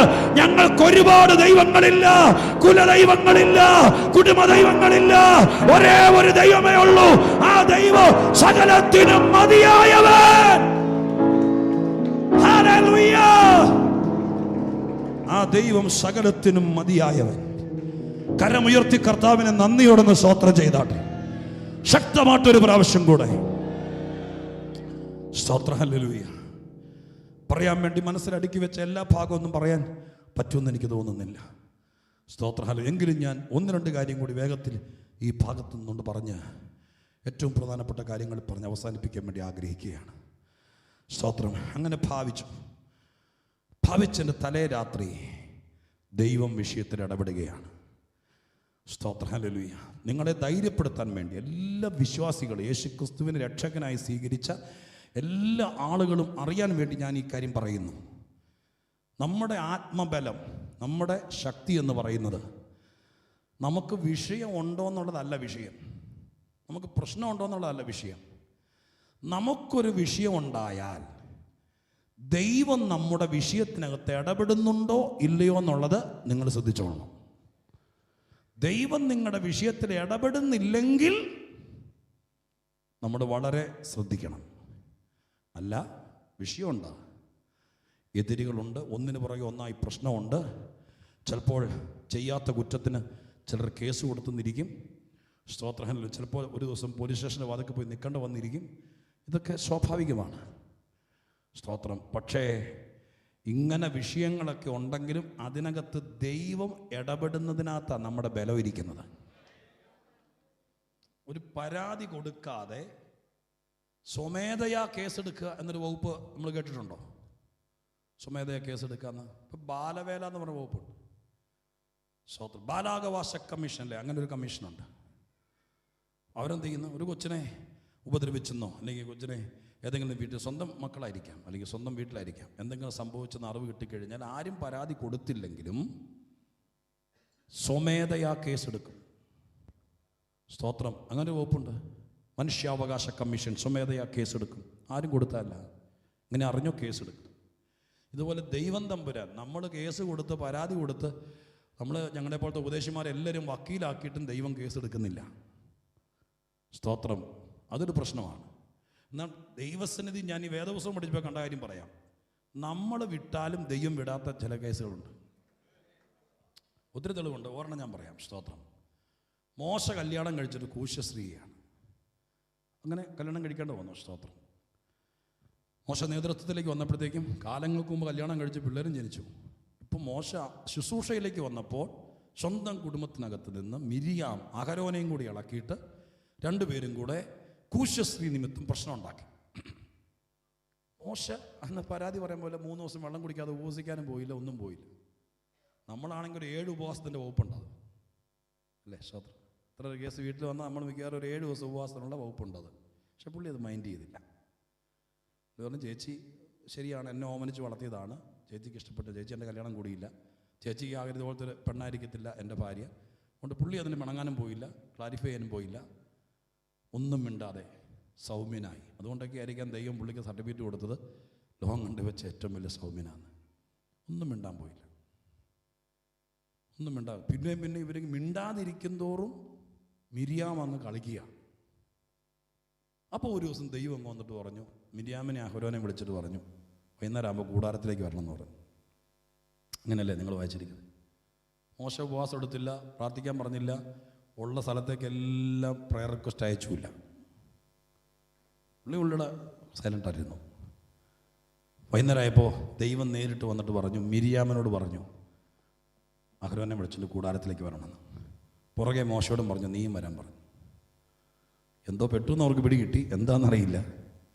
അവിടെ ചെന്നപ്പോൾ ദൈവം നേരിട്ട് കേസെടുത്തു. ഉപവാസം എടുത്തില്ലെങ്കിലും ഒരിടത്തേക്ക്, ഇതൊന്നും തെറ്റാന്നല്ല പറയുന്നത്, അങ്ങനെ ഒരു ക്രിസ്തീയ ജീവിതം ഉണ്ടെന്നായി പറയുന്നു. സ്തോത്രമല്ല. മറ്റേത് ഇപ്പോൾ ഒരിടത്തേക്ക് പ്രാർത്ഥിക്കാൻ പറഞ്ഞതോ അല്ലെങ്കിൽ ആരെങ്കിലും അവൾ വീട്ടിൽ വന്ന് ആഴ്ചയൊരുക്കി പ്രാർത്ഥിക്കുന്നത് തെറ്റാന്നല്ല പറയുന്നത്. പക്ഷെ ഇന്നിവിടെ പറയുന്നത്, ഞാൻ കാരാഗ്രഹത്തിൻ്റെ കാര്യം പറഞ്ഞ് ഞാൻ തുടങ്ങിയത് തന്നെ ആത്മീകത്തിൻ്റെ ഒരു ഉയർന്ന പടിയിലേക്ക് കയറണം. സ്തോത്രം. ഈ കാര്യത്തിനകത്ത് നമ്മൾ ദൈവത്തിനുള്ളവരായി ദൈവത്തിൻ്റെ കാര്യം നോക്കി ജീവിച്ചാൽ നിന്റെ കാര്യം ദൈവം നോക്കും. നിന്റെ പിള്ളേർക്കെതിരെ എന്തെങ്കിലും സംഭവം നടന്നാൽ സ്വർഗത്തിലെ ദൈവം നേരിട്ട് കേസെടുക്കും. സ്തോത്രം. ഹല്ലേലൂയ. നിന്റെ കുഞ്ഞിനെ വിവാഹം കഴിച്ചയച്ച വീട്ടിൽ പരമാർത്ഥ ഹൃദയത്തോടെ നിന്നിട്ടും അവിടെ നിർത്താത്തൊരു സ്ഥിതി ഉണ്ടെങ്കിൽ ഞാൻ ഈ പറയുന്നതെല്ലാം ദൂതാന്ന് എനിക്ക് ഉറപ്പുണ്ട്. സ്തോത്രം. ഹല്ലേലൂയ. പ്രഹസനത്തിൻ്റെ ഭാഗമല്ലെന്ന് എനിക്ക് ഉറപ്പുണ്ട്. ഇത് ദൂതാണ്. ഇവിടെ ഇരിക്കുന്ന ആർക്കുള്ള ദൂതാണ്? നിന്റെ കുഞ്ഞിനെ വിവാഹം കഴിച്ചയച്ചെടുത്ത് കഴിച്ചിട്ടിറക്കാനും വയ്യ, മതിരിച്ചിട്ട് തുപ്പാനും വയ്യാത്ത സ്ഥിതിയിൽ പുറത്താരോടും പറയാതെ കൊണ്ടു നടക്കുന്ന വിഷയത്തിൽ നീ മൗനമായിരുന്നാൽ മതി. ആരോടും പറയണ്ട, ആരെയും കാണാൻ പോകണ്ട. നീ ദൈവത്തിന് വേണ്ടി നിന്നാൽ, കുഞ്ഞിനോട് അങ്ങനെ തന്നെ പറയണം, മിണ്ടാതിരുന്നാൽ എൻ്റെ ദൈവം നേരിട്ട് ആരും പറയാതെ സ്വമേധയാ കേസെടുക്കും. ഏതോ കുടുംബത്തിന് വേണ്ടി, ആരുടെയോ തലമുറയ്ക്ക് വേണ്ടി സ്വർഗത്തിലെ ദൈവം അത് ചെയ്തിരിക്കും. ഹല്ലേലൂയ. വിഷയത്തിൽ ദൈവം ഇടപെടുന്നു. അതാണ് നമുക്ക് ഏറ്റവും പ്രധാനപ്പെട്ടത്. കേൾക്കണം. സ്തോത്രം. അവസാന വാക്കുകളിലേക്ക് വരികയാണ്. ദൂതൻ കാരാഗ്രഹത്തിൽ വന്നു, വിലാപ്പുറത്ത് തട്ടി. പട്ടാളക്കാരുണ്ട് 10-16 പേര്. ദൂതൻ ഇവനോട് പറയുകയാണ്, പെട്ടെന്ന് ചെരിപ്പിട്, വേഗം അരകെട്ടി മുറുക്ക്. താഴെ അങ്ങനെ എഴുതിയിട്ടില്ലേ? നിങ്ങൾ വായിച്ചിട്ടുള്ള ഭാഗാൻ്റെ പേരിൽ ഞാൻ പിന്നെ എടുത്ത് വായിപ്പിക്കാതെ. സ്തോത്രം. 8-ാം വാക്യം. ദൂതൻ അവനോട് അരകെട്ടി ചെരിപ്പിട്ട് മുറുക്കുക എന്ന് പറഞ്ഞു. അവൻ അങ്ങനെ ചെയ്തു. നിന്റെ വസ്ത്രം പുതച്ചെൻ്റെ പിന്നാലെ വരിക എന്ന് പറഞ്ഞു. പിന്നാലെ ചെന്നു. അത്രയും കാര്യങ്ങൾ പറഞ്ഞ് അവസാനിപ്പിക്കാൻ വേണ്ടി പോവുക. 2 വാക്യം പാസ്റ്റർക്ക് എഴുതി കൊടുത്തായിരുന്നു. എല്ലാ വാക്യം തിരിച്ചു കൊണ്ടുപോവുക. സ്തോത്രം. ഇവിടെ വെച്ച് ഇതിനകത്ത് കൊണ്ടുവന്ന് നിങ്ങളുടെ ദൂതാതായിരുന്നു. സ്തോത്രം. മറ്റേത് എൻ്റെ പരാക്രമം കൊണ്ട് എഴുതിയതാണ്. സ്തോത്രം. ഒരു പ്രസംഗത്തിന് വേണ്ടി വരുമ്പോൾ അങ്ങനെയാണല്ലോ. സ്തോത്രം. നിങ്ങൾക്കറിയാൻ ഞാൻ സാധാരണ സംഭവിക്കുന്നതാണ്, ഈ 20 മിനിറ്റ് പ്രസംഗത്തിന് വേണ്ടി ഒരു വലിയ നീണ്ട ലിസ്റ്റ് മുഴുവൻ എഴുതിക്കൊണ്ട് വരും. പക്ഷേ ഒന്നും സംഭവിക്കില്ല. നമ്മുടെ ആക്രാന്തം കൊണ്ട്, നമ്മുടെ നൊമ്പരം കൊണ്ടും പറയുന്ന എഴുതുന്ന. പക്ഷേ ദൈവാത്മാവ് ഇടപെട്ടാൽ അതൊന്നും പോകേണ്ട വരികയില്ല. ഇന്ന് അങ്ങനത്തെ ഒരു രാത്രിയായിരുന്നു. അവസാന വാക്ക്. ദൂതം വന്നിട്ട് പറയുകയാണ്. സാധാരണ നമ്മൾ അങ്ങനെയാണെങ്കിൽ എന്താ? അപ്പോൾ പത്രോസ് അവിടെ ചെന്നു. കാരാഗ്രഹത്തിൽ ചെന്നപ്പോൾ പത്രോസ് അവൻ്റെ മേൽവസ്ത്രം, ആ വസ്ത്രം പുതയ്ക്കുക എന്നുള്ളതിന് ഇംഗ്ലീഷ് വേർഷനിലാണ് നിങ്ങൾ നോക്കുന്നെങ്കിൽ എഴുതിയിരിക്കുന്ന ഇങ്ങനെയാണ്, വേർ യുവർ കോട്ട്. നിൻ്റെ കോട്ട് എടുത്തിടാനാണ് പറഞ്ഞത്. അപ്പോൾ യഹൂദനായിരിക്കുന്ന ഈ ഉപദേശിക്ക്, സ്തോത്രം, അവരുടെ കൾച്ചറിൽപ്പെട്ടായിരിക്കാം, ഒരു വസ്ത്രം നഗ്നനായിട്ടല്ല കിടക്കുന്നത്. അവനൊരു കോട്ട് അതിൻ്റെ മുകളിലിട്ടു. അത് പത്രോസ് അഴിച്ച് മൂലയിൽ വെച്ചു. ചെരിപ്പഴിച്ച് വെച്ചു. അവൻ്റെ ബെൽറ്റ് അരകെട്ടി അഴിച്ചു വെച്ചു. കാരണം നാളെ കൊല്ലാൻ പോവല്ലേ. അവസാനം അദ്ദേഹം ഉറങ്ങുന്നതിനേക്കാൾ മുമ്പ് ഒരു പ്രാവശ്യം കൂടി ആ വസ്ത്രത്തിലേക്ക് നോക്കിയിട്ട് ചിന്തിച്ച് കാണും, ഈ വസ്ത്രം ജീവിതത്തിൽ ഒരിക്കലും ഇനി അണിയേണ്ടി വരികയില്ല. അന്ന് വസ്ത്രത്തിനൊക്കെ ഭയങ്കര പ്രാധാന്യമുള്ള കാലമാണ്. ആ ചെരുപ്പ് ഇതൊന്നും എല്ലാവർക്കും ചെരുപ്പുള്ള കാലമല്ല. അന്ന് അരകെട്ടാൻ എല്ലാവർക്കും അധികാരമില്ല. ഈ മനുഷ്യനെ, സ്തോത്രം, ദൈവമാണ് മീൻ പിടിക്കാൻ നടന്നെടുത്ത് നിന്ന് പിടിച്ചുകൊണ്ട് വന്ന് ഈ പദവിയിൽ കൊണ്ടുവന്ന് ഈ വസ്ത്രവും കോട്ടെന്ന് തന്നെ ഞാൻ പറയാം, ഈ കോട്ട് ഇടിച്ചത് ദൈവമാണ്. അവരുടെ കൾച്ചറിൽ, ഞാൻ പറഞ്ഞാൽ ശരിയാവുമെന്ന് എനിക്കറിയില്ല, അവരുടെ കൾച്ചറിൽ വാസ്തവത്തിൽ അവരൊത്തിരി വസ്ത്രവും ധരിക്കുന്നവരല്ല. സ്തോത്രം. അതെൻ്റെ ഊഹമല്ല, ബൈബിളിൽ നിന്ന് പറയുന്നതാണ്. കാരണം യേശുക്രിസ്തു ക്രൂശിക്കപ്പെട്ട് നിറഞ്ഞതിന് ശേഷം പത്രോസ് കടൽ വീണ്ടും ചിലരെയും വിളിച്ചുകൊണ്ട് പടകും വലയെടുത്ത് മീൻ പിടിക്കാൻ വേണ്ടി പോയി. അവിടെ ചെന്ന് മീൻ പിടിച്ചുകൊണ്ടിരിക്കുന്ന സമയത്ത് കർത്താവ് ഒന്നും കിട്ടിയില്ല. അന്ന് രാവിലെ കർത്താവ് ബ്രേക്ക്ഫാസ്റ്റ് ഉണ്ടാക്കി കരയിൽ വെച്ചിട്ട് ഇവരെ കാത്തിരിക്കുക. ദൂരെ നിന്ന് നോക്കിയപ്പോൾ പറഞ്ഞു ഭൂതമാണെന്ന് പറഞ്ഞു. പേടിച്ചിങ്ങനെ നിൽക്കുന്ന സമയത്ത് സൂക്ഷിച്ച് നോക്കിയപ്പോൾ യോഹന്നാൻ പറഞ്ഞു, ഭൂതം അല്ലടാ, അത് കർത്താവാണ്. കർത്താവാന്ന് പറഞ്ഞ മാത്രയിൽ അവിടെ എഴുതിയിരിക്കുന്ന എങ്ങനെയാണ്, പത്രോസ് നഗ്നനാകയാൽ തോർത്തരെ ചുറ്റിക്കൊണ്ട് വെള്ളത്തിൽ ചാടി നടന്നു. എങ്ങനെ നഗ്നനായി എന്ന് പറഞ്ഞാൽ അർത്ഥം മനസ്സിലായോ? ഇവർക്ക് വാസ്തവത്തിൽ ഇവരുടെ ഇതിനകത്ത് വലിയ വസ്ത്രമൊന്നും വേണ്ട, കോട്ടൊന്നും വേണ്ട. സ്തോത്രം. ഉള്ള വസ്ത്രം പോലും വേണ്ടാത്തൊരു ഒരു ഒരു ഒരു പശ്ചാത്തലത്തിലാണ് അവർ. അങ്ങനെ ജീവിച്ച മനുഷ്യനെ കോട്ടിടിച്ചത് ദൈവമാണ്. സ്തോത്രം പറഞ്ഞ മനസ്സിലായോ? അങ്ങനെ ജീവിച്ചവനെ ശുശ്രൂഷയാണ് കോട്ടിടിച്ചത്.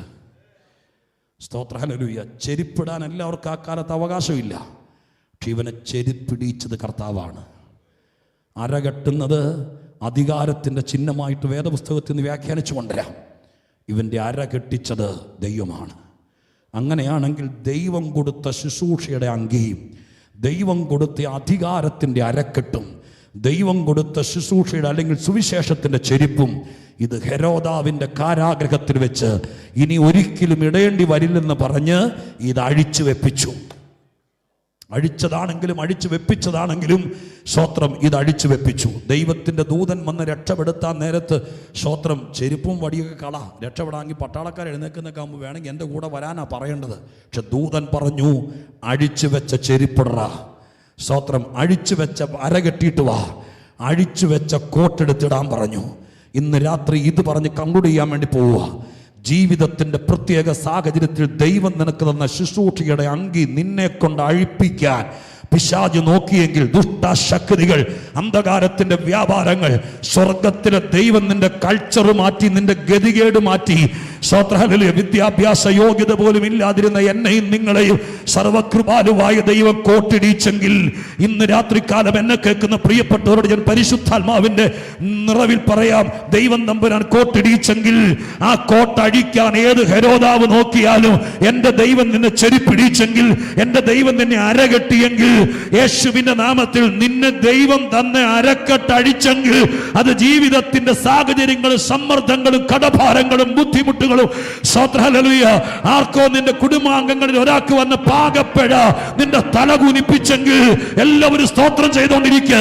ഇന്ന് രാത്രിയുടെ പ്രവചന ദൂതി ഞാൻ പറയുക, ഈ കാലഘട്ടം നിന്റെ അരക്കെട്ടഴിപ്പിച്ചെങ്കിൽ, നിന്റെ ഉടയാടെ അഴിപ്പിച്ചെങ്കിൽ, നിന്നെ ജയിൽ വസ്ത്രം ധരിപ്പിച്ചു നാളെ ആളുകളുടെ മുമ്പിൽ നിർത്താൻ ഭാവിച്ചെങ്കിൽ എന്റെ ദൈവം പറയുന്നു, നാളെ നേരം വെളുക്കുന്നതിനേക്കാൾ മുമ്പ് ഹെരോദാവേ, പിശാചേ, നീ അഴിച്ച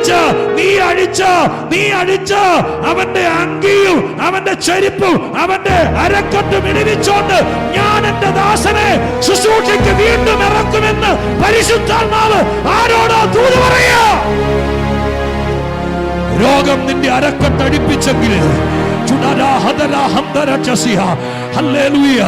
ഇന്ന് രാത്രി അൽഷിമേഴ്സ് പോലെ നിന്റെ ജീവിതത്തിനകത്ത് ജരാതരകൾ, ഭാരങ്ങൾ, കടഭാരങ്ങൾ, നീ അറിയാതെ വന്നുപോയ ഞെരുക്കങ്ങൾ, അബദ്ധത്തിൽ വന്നുപോയ ഏതൊക്കെയോ സംഭവങ്ങൾ നിന്റെ അരക്കെട്ടഴിച്ചെങ്കിൽ, നിന്റെ ചെരിപ്പഴിച്ചെങ്കിൽ, നിന്റെ ജുഡരഹന്തരക്ഷസി കൃപയുടെ അങ്കി അഴിച്ചെങ്കിൽ ഇന്ന് രാത്രി ഈ യോഗം നടക്കുമ്പോൾ പരിശുദ്ധാത്മാവ് പറയുന്നു, തിരിച്ചെടുത്തണിയുക.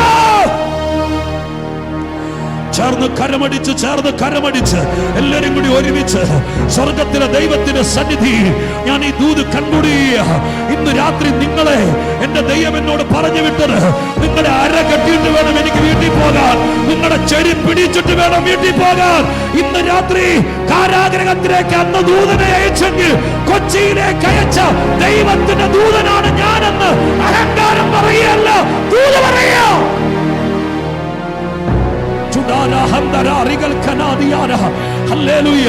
വെളിപ്പാടിന്റെ, ദർശനത്തിന്റെ, അധികാരത്തിന്റെ, അഭിഷേകത്തിന്റെ, കൃപാവരത്തിന്റെ, ശുശ്രൂഷയുടെ, ഇടയ പരിപാലനത്തിന്റെ, വചന വെളിപ്പാടിന്റെ, രോഗശാന്തിയുടെ അങ്കി നിനക്കുണ്ടായിരുന്നു.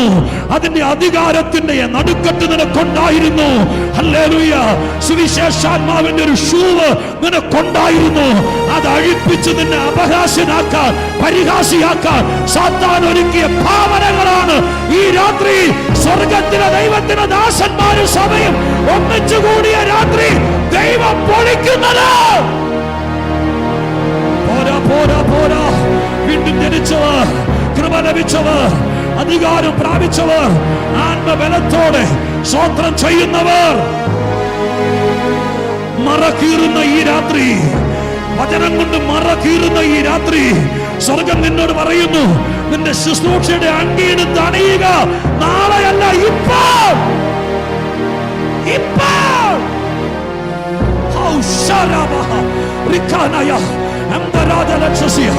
ഇനിയും നിനക്ക് യാത്രകൾ ഉണ്ടാകും. ഇനിയും നിന്നെ ആളുകൾ വിളിച്ചോണ്ട് പോകും. നിന്റെ പാർശ്വരാജിന്റെ വാതുക്കെ നിന്നെ കാണാൻ ആള് വരും.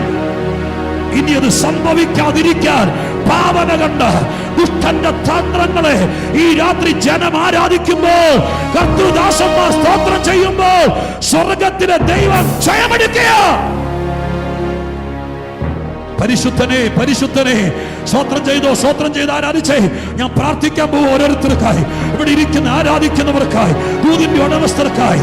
നിന്റെ കുഞ്ഞിനു നേരെ ശത്രു ഒരുക്കുന്ന ഭാവന നാളെ നെഞ്ചിനകത്ത് അമ്പ് തറച്ചതുപോലെ ഈ ഇരിക്കുന്ന ദൈവദാസന്മാരുടെ മുമ്പിൽ പോയി കരഞ്ഞോണ്ട് നിൽക്കേണ്ട ഗതികേട് വരാതിരിപ്പാൻ ദൂത് വരുമ്പോൾ പുറുകെ പിടിച്ച് പ്രാർത്ഥിക്കാം. രക്തം ജയം, രക്തം ജയം, രക്തം ജയം. പരിശുദ്ധനെ ഒന്നിച്ച് കൂട്ടത്തിനായി പ്രാർത്ഥിക്കുന്നു. ഈ കൊച്ചി പശ്ചിമ കൊച്ചിയിലെ സഭകൾ, ഇവിടത്തെ ദൈവദാസന്മാർ, ഇവിടത്തെ ദൈവമക്കൾ, ആരാധിച്ചിരിക്കുന്ന ദൈവമക്കൾ, ദൂതേറ്റെടുക്കുന്ന ദൈവമക്കൾ, അവർക്ക് ഏതെങ്കിലും രോഗങ്ങൾ വരുത്താൻ അവരുടെ ഉദരത്തിനോ അവരുടെ ഹാർട്ടിനോ ആന്തരിക അവയവത്തിനോ തലച്ചോറിനോ ശരീരത്തിനകത്തോ പുറത്തോ മറഞ്ഞിരിക്കുന്ന ചെതൽപ്പുറ്റ് പോലെ സകല രോഗക്കെട്ടുകളോ ആയുസ്സിന് മുമ്പേ, ആ പ്രായത്തിന് മുമ്പേ ഇല കൊഴിഞ്ഞു വീഴുന്ന പോലെ കൊഴിഞ്ഞു വീഴാൻ വെമ്പൽ കൊണ്ടിരിക്കുന്ന സാത്താന്റെ ഭാവനകൾ രോഗമായി വെളിപ്പെടാൻ സാധ്യതയുള്ള എല്ലാ പോരുകളും ഇന്ന് രാത്രി അഴിയട്ടെ. Holy Spirit,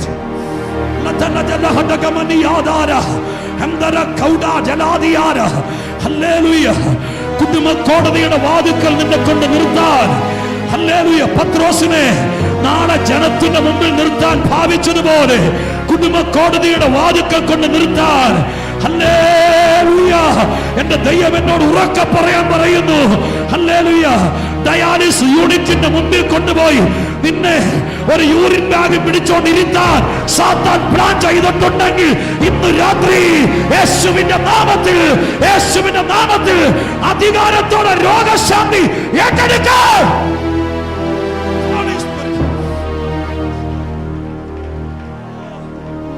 ഹല്ലേലൂയ, ഹല്ലേലൂയ, ഹല്ലേലൂയ, ഹല്ലേലൂയ, ഹല്ലേലൂയ. ഓ വിടുതൽ, വിടുതൽ, വിടുതൽ, വിടുതൽ. ചാരം രഗനം ചാരം ഹംദന രഗതൽ പ്രൗഢചാര. ഹല്ലേലൂയ, ഹല്ലേലൂയ, ഹല്ലേലൂയ. ഓപ്പറേഷൻ തിയേറ്ററിന്റെ വാതിക്കെ നിന്റെ പ്രിയപ്പെട്ടവനെ കയറ്റിവിട്ടിട്ട് കണ്ണു നിറഞ്ഞ് ഉറങ്ങാതിരിക്കാൻ ശത്രുഭാവന കണ്ടിട്ടുണ്ടെങ്കിൽ ഇന്ന് രാത്രി ജനത്തിന്റെ കുടുംബത്തിൽ അത് സംഭവിക്കരുത്.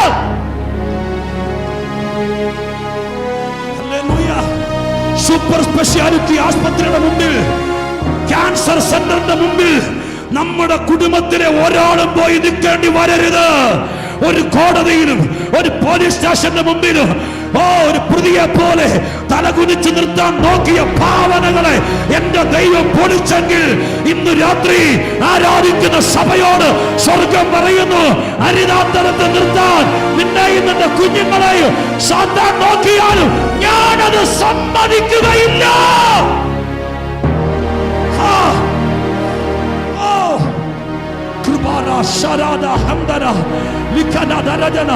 പരിശുദ്ധയാത്മാവേ, കർത്താവേ, ജനം ഈ ദൂത് ഏറ്റെടുത്തു.